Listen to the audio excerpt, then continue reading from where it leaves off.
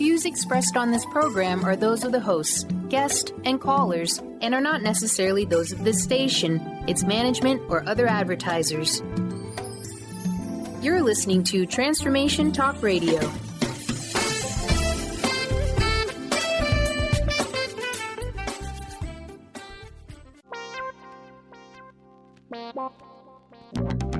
Start the adventure. Live the dream. International living, exploring, investing, and retiring. Light on Living Abroad shines the spotlight on how life can be better with life abroad. We'll explore owning investment properties in emerging markets, how to manage those assets effectively to increase your wealth. You'll learn the important steps involved in buying, renting, and building overseas. With safety lifestyle lessons and guidance to where to enjoy the most beautiful scenic locations, you'll discover where your best international investment property is waiting for you.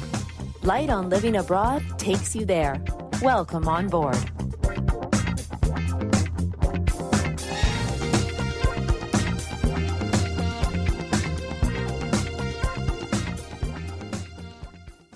Thank you, everyone, for joining us on this edition of Light on Living Abroad. I'm your host, Lisa Berry.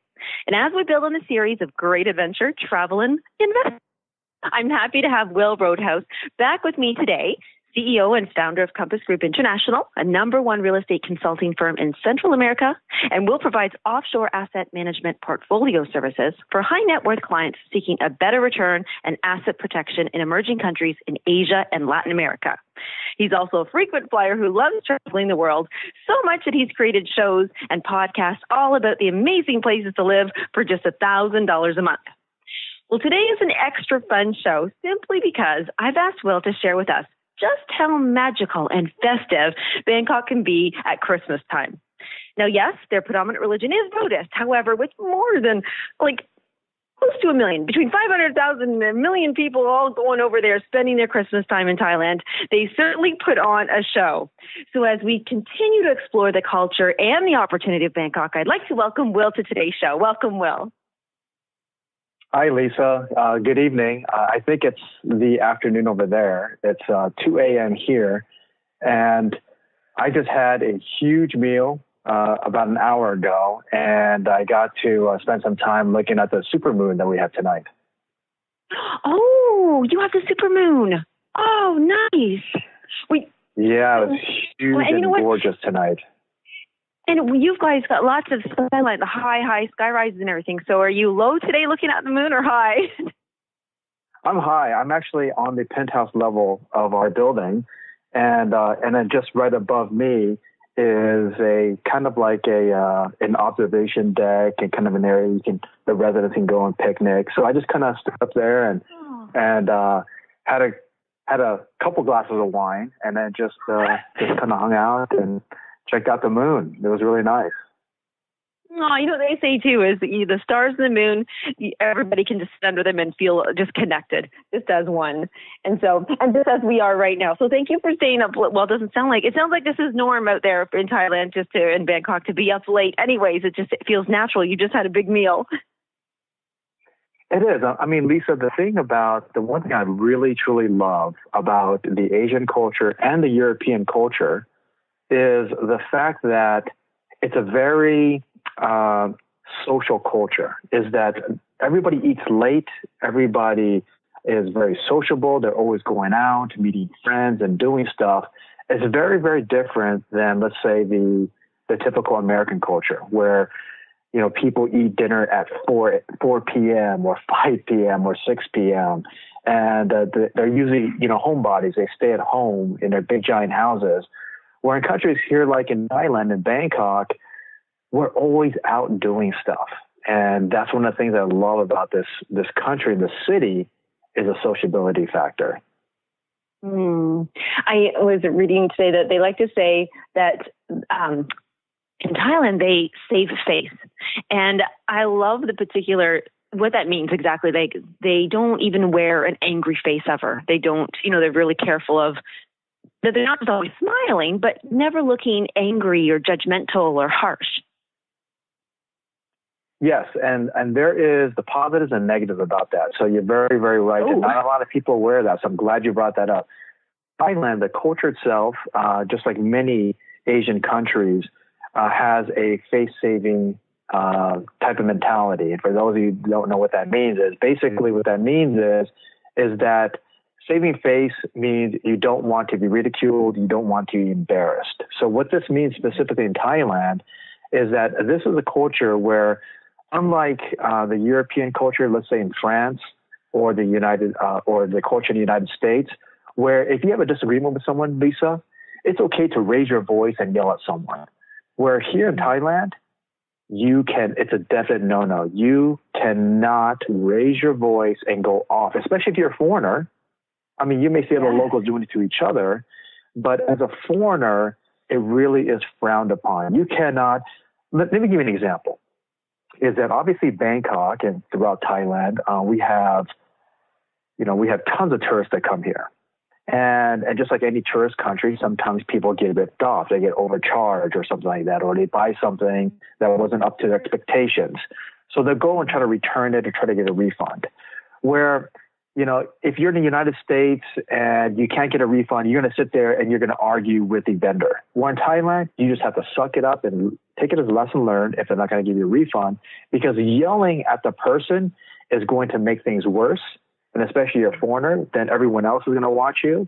So if you look at a lot of the, let's say, hostility towards foreigners, where some foreigners have gotten beaten up, is because they've disrespected a local by yelling at them and poking at them and being very aggressive at them. And it's something that is very frowned upon. You can't do that here. Yeah. But I actually really kind of like that, because just knowing, I think that's a helpful thing when you're just on a health matter, right? When we do get angry and we are allowed to have our tempers raised, perhaps, and stuff, it actually changes an entire chemistry is changed in our bodies, and that causes sicknesses and illnesses and stress and everything. So here we go. We have these lovely culture who's on purpose recognizing that, hey, we just want to be happy. We want our best. We want to be connected and share in the fun and have beautiful markets and, hope that everybody does love their products that they're making, because they do make so many things and they're colorful and beautiful. And I think it's actually a rather healthy position to take. So I was really happy to learn that. Thank you for expanding on that. And speaking of this beautiful, happy, wonderful time, so as I mentioned, they don't specifically even celebrate Christmas as the culture that we do, but they say, hey, you know what? A lot of people love it and they're visiting us. Why don't we celebrate with them? And they really put on a show. They do. Here in Thailand, especially in Bangkok, we have such a strong Western influence. And the Western influence really influences all the trends around the world, whether it's in Asia, Europe, Latin America. The Western culture or the Western trend is very, very strong. And one of them is Christmas. And the reason behind that is obviously shopping, but and the amount of expats and tourists that visit these countries. But the main thing is how gorgeous Christmas time can be. So for an example, during Christmas time, if you look at Canada, United States, and you go to malls, yes, you have some decorations, you have a big fake tree. And here in Bangkok, it's so surprising because the whole place is lit up. So let me give you an example. So Central World, which is like the 5th or 6th largest mall in the world, which is located on Sukhumvit in Ratchaprasong, which is our very, very expensive part of Thailand. This mall, right in front of it, has like lit polar bears and toy soldiers, and there's like a 5 or 6 story fake Christmas tree that is lit every single year right in front of the mall. It is huge and it's gorgeous. Oh wow! And that is magical. And that's even when you're surrounded. When you're surrounded by that, funny enough, you know what? I love this, that this happened. There was no reason for you to talk about the moon and no reason for me to bring up the moon, but I actually have a moon question. I have read that there's something called the Christmas Full Moon Party, and I'm going to really destroy this name, and it's on an island of Koh Phangan. Could be really wrong. Koh Phangan. Oh, there we go. Okay, thank you. And 30,000 travelers will come to meet on the beach during this Christmas full moon party. And the best part that I read about it, they build a sand snowman. Yes, they do. It's very strange because the first time I came to Thailand, it was actually I arrived actually on New Year's Eve with my friends Bonda and Shelley, and so the Christmas spirit is definitely here for the whole month of December and the month of January, and it's very strange, Lisa, because especially you coming from Canada and it's cold during the summer months and January months. Well, imagine walking around Bangkok and there's lit Christmas trees, polar bears, Santa Clauses, candy canes everywhere, and you're wearing tank top and shorts. Right. So it's really strange. And then in addition to that is I haven't done the full moon parties, and here is the reason why, is that the full moon parties, yes, the Christmas is the biggest one, but these happen frequently. Is that the problem with full moon parties is that, yes, it is fun, but the problem is the amount of drugs that's in these full moon parties and how foreigners get entrapped. So let me give you an example. And this is a tidbit for any foreigner out there. So the full moon parties are obviously very big with the millennials. It's young, it's like an outdoor rave. They're playing electronic music. There's DJs. But then you have locals, not just locals, but expats that live there from another country that are selling you drinks that has shrooms in it, and all sorts of other types of drugs. And the problem with that, Lisa, is that drugs is a definite no-no in Thailand. I mean, It's not like the United States and Canada where you need a slap on the wrist. If you're a foreigner and you're caught with drugs, you're going to prison.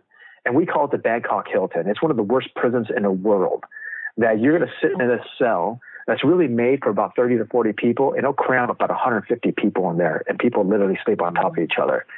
So when I tell people is, come here to Thailand to enjoy the scenery, to enjoy the food, to immerse yourself into the culture. But if you are a person that loves to dabble in drugs, stay in your own country. And, do that stuff in Western countries like United States or Canada or UK, where it may be, but don't come to Asia because you're just asking for trouble. You know what? I really appreciate you being so open to share this, because one of my questions I was going to ask, and I didn't even know it was going to be about culture, really, was I was going to say, because you know what, this show, we really like to talk about the benefits of investing. And if somebody really is, they're going to purchase property and either live there or rent to people that they care about, then understanding the culture and the laws is very important. And I love that you're sharing this, because now we're getting crystal clear on the environment and the experience people will have when they come there. And I really appreciate you sharing that, because I was very open and honest, because I didn't even know what I was bringing up about the Christmas full moon party. And so in saying all that, one of my questions was going to be, what would be the biggest mistake or fear or worry somebody could do in buying an investment property, and then how could they correct it? And I think you just kind of helped me to understand maybe the worst thing they could make is not understanding the laws and stuff, and that so that they should know. But is there another one that maybe they should perhaps know? So I do want to thank you for that. There is, but let me back up and let me just kind of talk about why investors or second homeowners should buy real estate in Thailand, and why it's so important. The main thing is that, as I mentioned to clients and different podcasts and different radio shows like yourself, is that diversifying your assets doesn't mean buying two different types of stocks.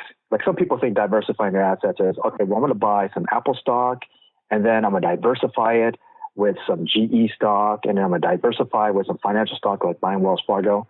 That's not true diversification. Then some people think that, okay, well, I'm going to diversify my investments with buying equities, which is stocks, and then I'm also going to buy maybe some cryptocurrency, or I'm going to buy some commodities like buying gold or buying silver. That's diversification, but it's not true diversification. investing in Thailand is true diversification because you're investing in a top emerging country in the world. Thailand is rapidly growing, especially in Bangkok. And in addition to that is you're investing into the economy. So when I'm not very big on cryptocurrency. Yes, a lot of people are making lots of stupid money by doing so. But the one thing I don't like, and this comes from my financial background, and every single hedge fund manager from managers like Warren Buffett to Jamie Dimon will say the same exact thing. Cryptocurrency like Bitcoin, when you're investing into currency like the US dollar, you're investing into the US economy. When you're buying, Canadian dollar, you're investing to the Canadian economy. When you're buying yen, you're investing also in the economy.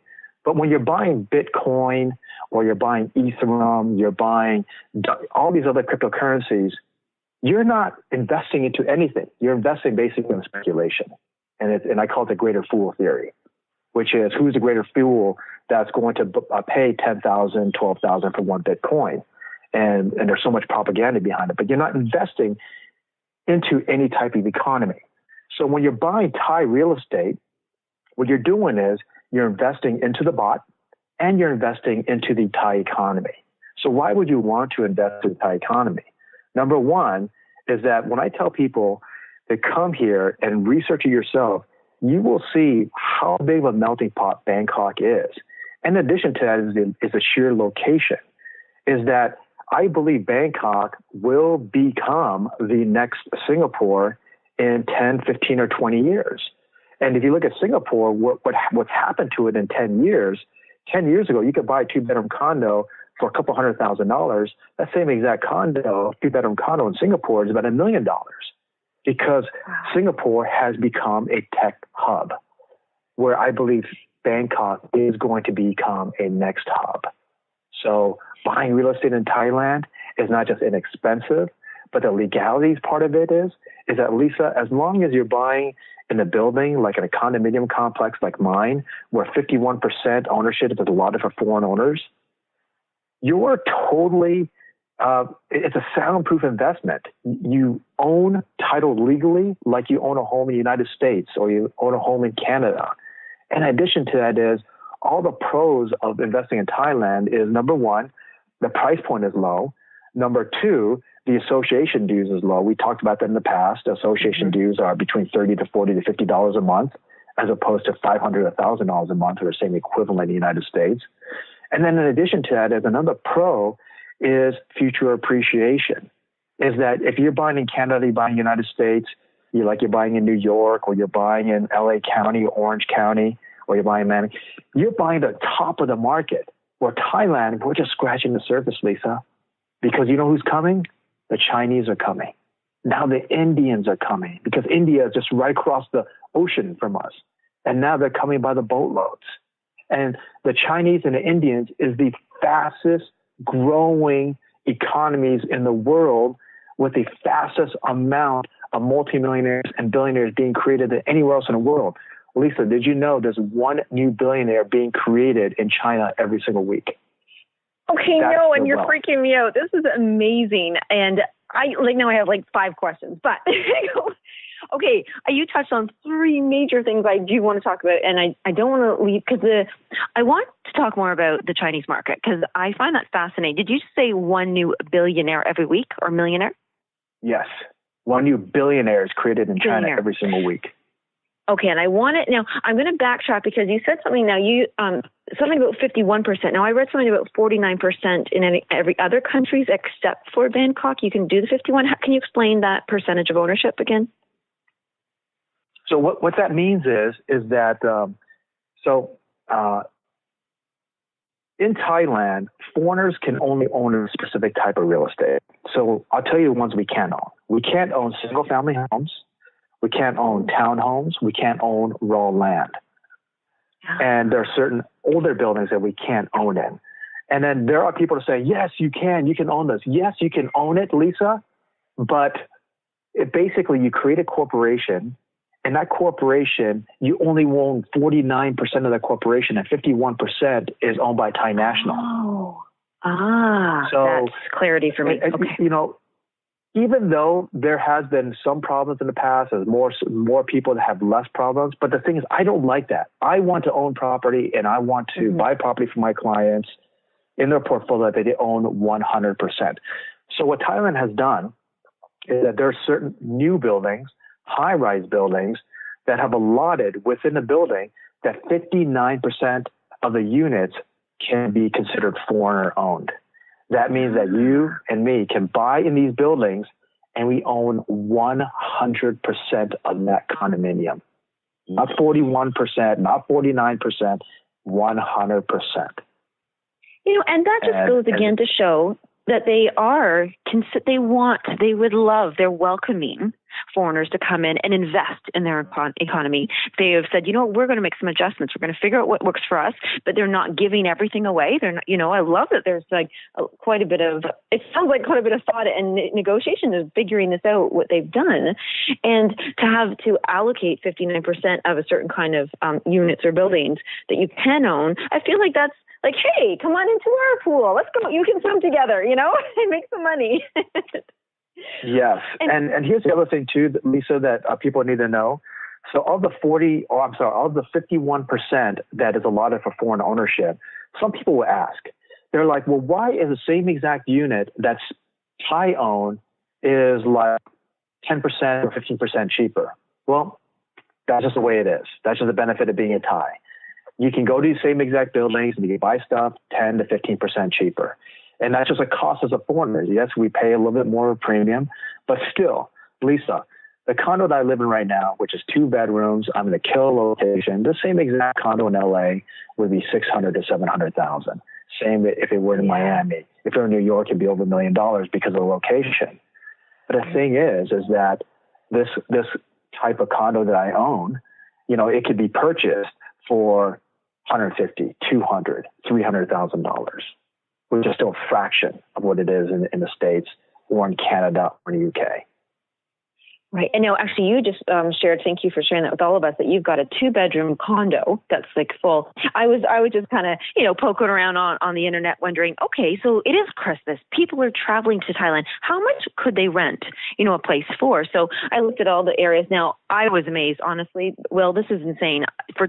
On average, between $21 and $30 a night, somebody could rent a place. Now, your kind of a place, a 2-bedroom thing, was up, a whopping $63 to $91, However, as you mentioned earlier, with our, this is so affordable. And even with the monthly fees, what'd you say, 30 to 40, maybe 50 max a month. If somebody like yourself were to rent out their condo, even just at Christmas time, they'd almost make their monies for like a couple months of covering those fees. Absolutely. I mean, all of the properties that we rent out, and here's the great thing, Lisa, it's so hard for me to understand. It's like you look at a country like Thailand. It's a third world country, Lisa. Mm-hmm. But why is it that our transportation system is so much far superior? Our public transportation system is far superior than any Western country. And then also the way they do business in condominiums is way superior than any Western country. So here in Thailand, all the new buildings, they have on-site property management. That means that I don't have to go and search for a property manager because property managers are so iffy. You go through 3 or 4 of them before you find a good one. I just go downstairs. If I want to rent out my property for next 3 to 6 months or a year, I can just go downstairs and do that, and they take care of that for me. Here they call the property managers, the property managers, they call them juristics. So I just go down, and there's usually 2 or 3 people at the office, and I'll say, okay, I'm going to be gone, and I want to rent my condo for 9 months, and they'll find a renter for me, and I don't have to go anywhere else. We're in the United States, Lisa. Unless you live in a condotel, you have to go actively searching for a property manager. You don't have to do that in Thailand. Yeah. It's so much legwork and so much thing. Now, I do want to come back just because I don't want to wrap up without leaving myself hanging and everybody else hanging. I do want to talk about, you mentioned about the Chinese market. Now, I read that and I thought, oh my gosh, they're all, like you said, in boatloads. They're coming over. They recognize this to be an opportunity. Why, first of all, why are they having so many billionaires being created? And clearly, and I guess I kind of know why, but why are they all coming to Bangkok? Well, let me ask you one question, Lisa. when you look around your house, would you agree with me that 90 to 99% of your household goods is made in China? Ah, yes, that's so true. Yes. There you go. Lisa, the reason why there are so many multimillionaires and billionaires being created in not just China, but India and other parts of Asia is because Canadians, Americans, and people in the UK are not going to work at these low wages doing manual labor, like assembling iPhones or assembling an Android phone or assembling your new Google Dot or, your Amazon Dot, AI assistant. But they're going to do that in China. They're going to do that in India, Indonesia, Malaysia, Thailand. Americans aren't going to do that.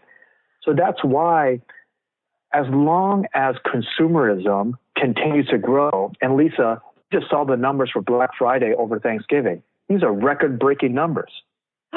It's amazing how many billions of dollars that people spent prior to Black Friday and then on Black Friday. Yes. And this last Cyber Monday after Thanksgiving was the biggest it's ever been. So unless the consumer in these rich countries like in North America and Europe say, I'm not going to buy any more crap, China is going to continue to be richer than any other country in the world. Yeah, isn't that something? And I did notice that I've never even heard of. Cyber Monday's a new thing, but then we had Thanksgiving Tuesday, but then we had Thanks Tuesday, and then Thanks Week. So you are so right. Thank you for sharing that because I was just wondering, who is going there and why are they going there? Now, as we wrap up, I want to just make sure that everybody does come back for our next show, and I'll tell you why.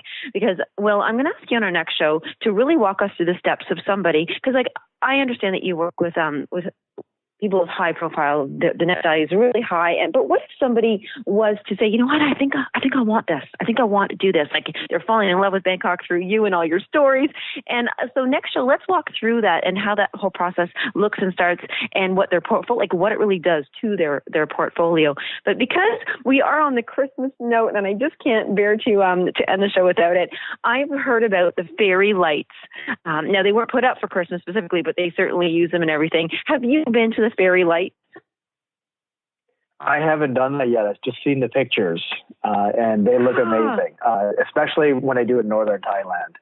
I plan to do it one of these days. See, you've been there all this time, and you still have lots of stuff to still see and do and experience. So this is good. And my other question was, have you spent Christmas other than that first time that you and I learned that Bangkok's and Thailand's New Year's is actually April, but have you spent Christmas in Thailand? I have not. I'm usually here after Christmas. Oh, okay. They still have it all sparkled up and ready to go. They go. Well, I just so appreciate even Super Bowl Sunday is big. What? Okay, well, I'm going then because I'm a football fan. Yes, I know. I've done the Super Bowl Sunday. I know we're out of time, but to let everyone know, Super Bowl Sunday is big. Usually it's done early in the morning. The bars open up to do the whole 9 yards, so you can watch Super Bowl in Thailand. Well, I did love that you used a yardage reference there. So, go ahead. Okay, well, thank you so much. Well, I'm looking forward to the next episode. As I said, everybody, you'll want to hear this if you're thinking or considering about investing in having a true diversified portfolio. So any questions in the meantime, listeners, please email me at lisa@lightonliving.com, and I will pass these questions along to Will. And Will, thanks so much. And we'll see you next episode.